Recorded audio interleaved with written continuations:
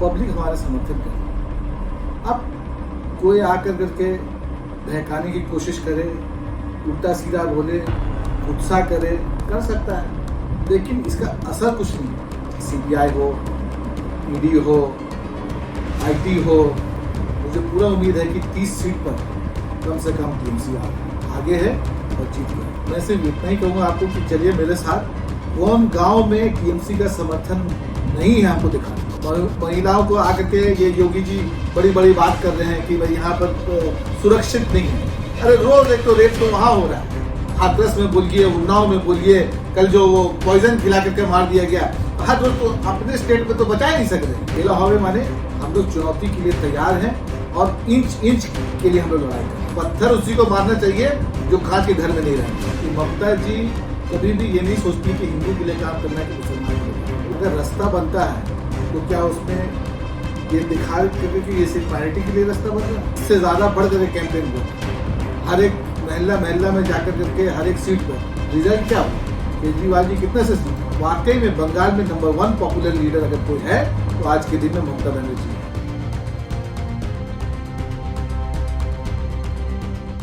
पश्चिम बंगाल का चुनाव चरम पे पहुंच रहा है। कलकत्ता में मैं हूं और चुनाव पे पैनी नज़र रखे हुए हूं।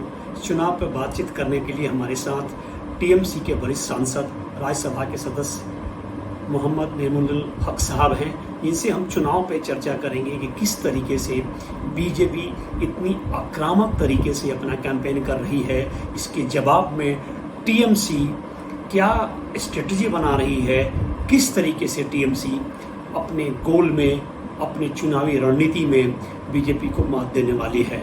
हक साहब, देखिए सबसे पहली बात तो ये है कि हमारे पास सीएम का चेहरा है।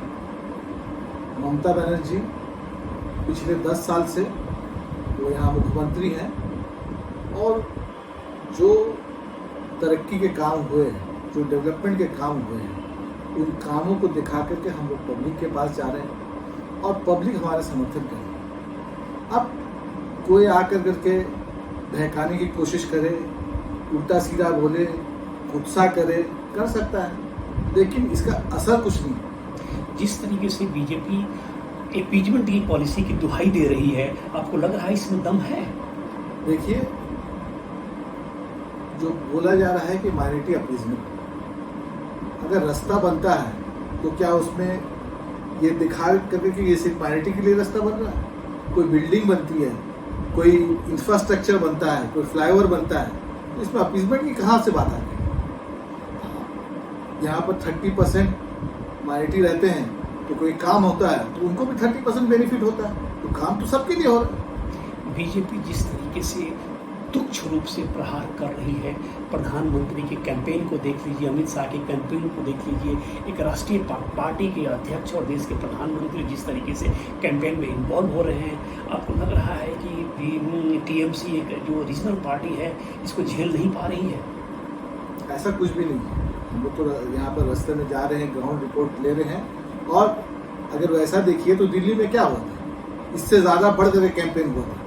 हर एक महल्ला में जाकर करके हर एक सीट पर रिजल्ट क्या हुआ, केजरीवाल जी कितने से जीते। तो यहाँ पर भी वैसे ही होगा, कोई खास फर्क पड़ने वाला नहीं है। ये जितना एग्रेसिव होंगे, जितना गुस्सा करेंगे, जितना ये अनपार्लियामेंट्री वर्ड्स यूज करेंगे, उतना इन्हीं को नुकसान होगा। साहब, आज तीसरे फेज के चुनाव के कैंपेन का आखिरी समय था, कैंपेन खत्म हो रहा है, 2 दिन के बाद तीसरे फेज का चुनाव है, उसमें किस तरीके से टीएमसी को लीड मिलने वाली है?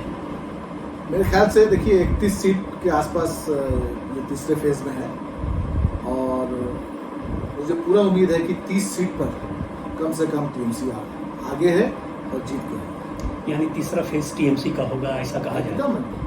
स्वीप करेगी, ऑलरेडी 2 फेज में भी स्वीप की है। अब बोलने वाला कुछ भी बोल सकता है। हमारे यशवंत सिन्हा जी ने तो कहा कि भाई ये लोग 3 परसों के रात को प्राइम मिनिस्टर, होम मिनिस्टर और पार्टी के प्रेसिडेंट, ये लोग तीनों मिलकर के मीटिंग की है और मीटिंग में ये लोग बोले कि बंगाल में इतना अच्छा नहीं हो रहा है, इसको लेकर के अलग जगह के भी मीटिंग की है पार्टी का, लेकिन बंगाल में नहीं अच्छा हो रहा है, इसको लेकर के भी बातचीत की। तो यशवंत सिन्हा जी प्रेस कॉन्फ्रेंस करके कह चुके हैं और इस फेज में तो हम लोग और भी अच्छे से तरीके से स्वीप करें। ऐसा लग रहा है, जबकि जिस तरह से बंगाल में मैंने भ्रमण किया है, कि टीएमसी का जो जनाधार है वो शहरों में इंटैक्ट है, लेकिन टीएमसी थोड़ा देहात में, रूरल एरिया में कमज़ोर पड़ती दिख रही है, क्योंकि थर्ड फेज शहरों का है, बाकी आने वाले फेज में देहातों में चुनाव होने वाला है। तो आपको लग रहा है कि ये विभाजन सही दिख रहा है? मैं सिर्फ इतना ही कहूँगा आपको कि चलिए मेरे साथ, कौन गांव में टीएमसी का समर्थन नहीं है आपको दिखाती। इस बात समर्थन की नहीं है बात, मतलब जिस तरीके से बीजेपी क्लेम कर रही है कि उनको इतना 200 सीट मिलेगा, क्या आपको इसमें कुछ सच्चाई लग रही है? मुझे तो एकदम नहीं लगी। मुझे लग रही है कि उनकी एक इलेक्शन में स्ट्रैटेजी बनाया जाता है, माइंड गेम खेला जाता है। उसी में ये लोग माइंड गेम खेल रहे हैं ताकि दूसरे को नर्वस कर दें, दूसरे को साइकोलॉजिकल तरीके से डाउन कर दें। लेकिन हमारी दीदी बहुत मजबूत है, और जैसे हर जगह कहा जा रहा है, हम भी कह रहे हैं कि वो मत समझिए कि कोई वॉकओवर हो, यहाँ खेला हवे माने हम लोग चुनौती के लिए तैयार हैं और इंच इंच के लिए हम लोग लड़ाई कर रहे हैं। हक साहब, जिस तरीके से बीजेपी आक्रामक हो रही है कि दीदी के राज्य में यहाँ भ्रष्टाचार बढ़ा है, तो क्या सही मायने में ये बातें हैं? अगर ऐसा होता तो हम लोग का जो सपोर्ट आपको ग्राउंड लेवल में हम लोग को दिखाई पड़ रहा है, जो दीदी के स्कीम्स और अलग अलग जगह जहाँ पर जाकर के पब्लिक जो उनके फेवर में उतर रही, आप देख लीजिए ना कि अभी नड्डा जी आए थे, अमित शाह जी आए थे, उनको अपना रैली कैंसिल करना हुआ क्योंकि भीड़ नहीं हुई।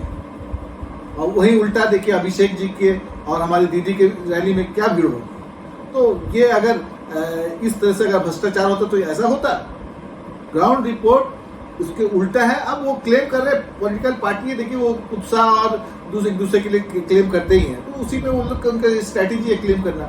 लेकिन हमको नहीं लगता कि इसमें कोई हकीकत है। आगे आने वाले चुनाव में जो 5 फेज बच रहा है, 4 फेज बच रहा है, उसमें बीजेपी को किस तरीके से आप लोग काउंटर करने वाले हैं?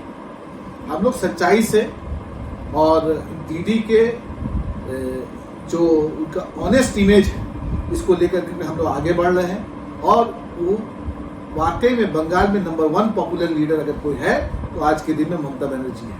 उनके साथ है हम लोग, पब्लिक भी साथ है, लीडर भी साथ है, और इसी स्ट्रेटेजी के साथ हम लोग इसमें आगे जाकर के बाकी बंगाल में टीएमसी की माटी मानुष की तीसरी बार सरकार बनेगी। जिस तरीके से बीजेपी ये कह रही है कि टीएमसी कह रही है कि खेला होवे, हम कह रहे हैं कि परिवर्तन होवे, विकास होवे, क्या इन नारों में दम लग रहा है?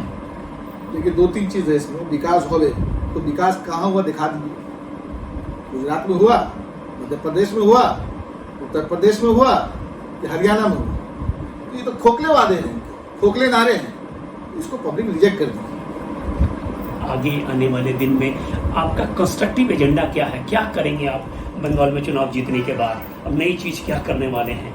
देखिए हम 10 साल में नहीं किया हमेशा से Mamata Banerjee pro people policy अपना कर रही है, लोगों के हित में है, उसी काम को हम लोग करते आ रहे हैं और वही काम हम लोग करते रहेंगे। यानी पीपल्स ओरिएंटेड पॉलिसी एकदम ममता बनर्जी का कोर स्ट्रेंथ है, एकदम। जो चुनने के और उसी का आज जो हम लोग देख रहे हैं चारों तरफ, जो ममता की पॉपुलैरिटी है, जो ममता के जो लोगों में जो प्यार है, मोहब्बत है, उसके लिए वो जो रिजल्ट देख रहे हैं, आप जहाँ जाइएगा, खास करके हमारी महिलाओं के दिल में वो ममता के लिए जो सॉफ्ट कॉर्नर है, वो उनके जो पीपल ओरिएंटेड पॉलिसी है उसी की भी है। और ये लोग जो आ रहे हैं और जिस तरह से महिलाओं को इंसल्ट कर रहे हैं, महिलाओं को आकर के ये योगी जी बड़ी बड़ी बात कर रहे हैं कि भाई यहाँ पर सुरक्षित नहीं है।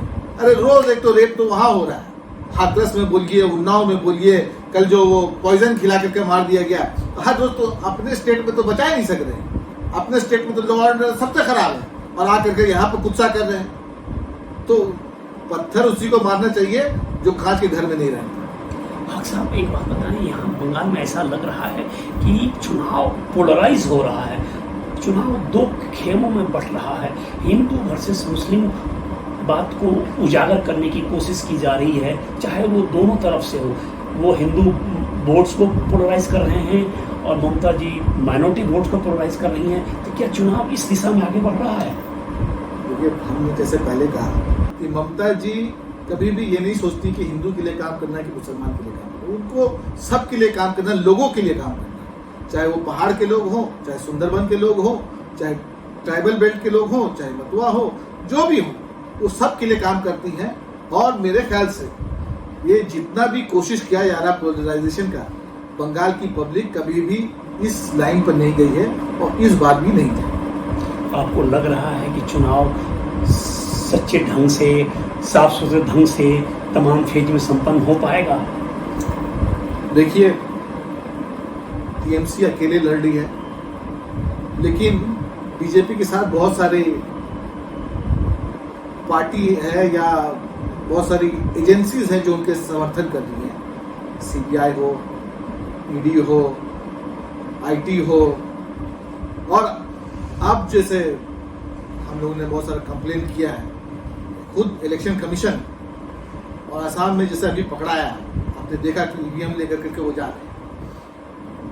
तो हम लोग पूरी कोशिश कर रहे हैं कि कोई भी गड़बड़ी नहीं हो सके, कोई भी ईवीएम में या इसमें कोई एक्सचेंज करने का कोई भी तरीका कोई अपनाए तो वो हम लोग की जो लोकल पार्टी यूनिट्स हैं सब वॉच रख रही हैं और इस पर पूरा गार्ड करेंगे।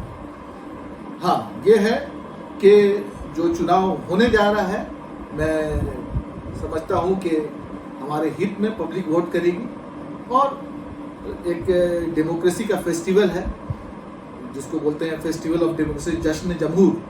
तो इसको हम लोग सब मिल करके, चाहे जिस भी पार्टी से हो, उसको एक उससे आनंद उठाना चाहिए, उसको एंजॉय करना चाहिए। उसमें एक हमारे डेमोक्रेसी का वो एक बहुत बड़ा हिस्सा है। आपका बातचीत करने के लिए मैं आपका हार्दिक धन्यवाद करता हूँ। Thank you so much. और आप हमसे जुड़े रहने के लिए सब्सक्राइब करें YouTube पर, फॉलो करें Twitter पर और लाइक करें Facebook पर। और ज्यादा जानकारी के लिए न्यूज़ नशा की वेबसाइट पर जाएं। आपको टाइप करना होगा सिर्फ न्यूज़ नशा।